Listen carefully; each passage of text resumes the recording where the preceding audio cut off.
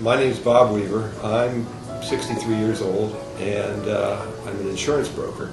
Yes, I was treated for the CyberKnife in 2007. Went in for my usual physical, normal physical.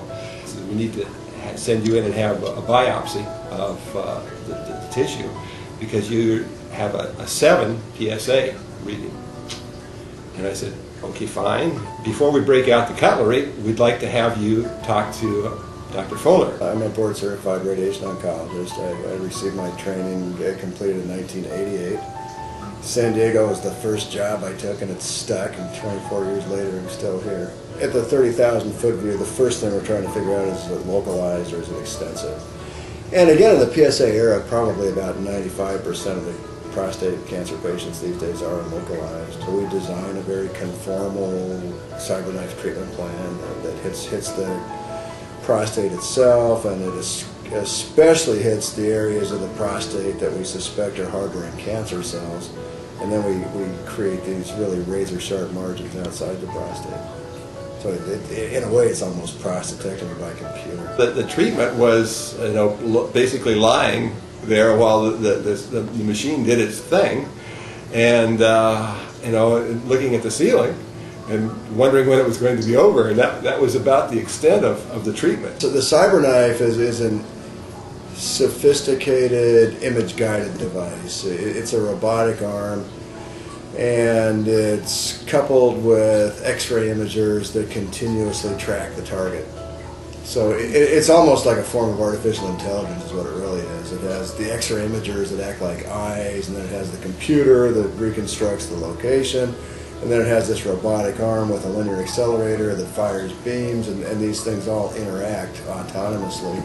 So it'll detect, analyze, correct aiming position, fire, detect, analyze, correct aiming position, fire. It'll keep doing that from start to finish. So what that'll do is it'll keep the accuracy sub-millimeter from start to finish, or end to end, and no other device that we have currently does that. Our goal is to cure 100% of the cases 100% of the time, and actually if we get things at a localized stage, we're not that far away from that. The real challenge with cancer is getting them when they're early.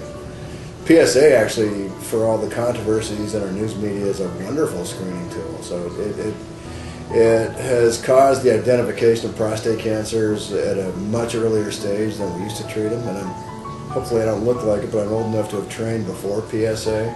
Our prostate cancers were a lot more advanced in that area. One thing I think where the CyberKnife in particular holds up really well is cost. It actually undercuts probably the other most common external beam radiation methods on a cost basis. And on a convenience basis, it allows us to deliver a course of treatment in a week, whereas traditional radiation therapy takes 2 months.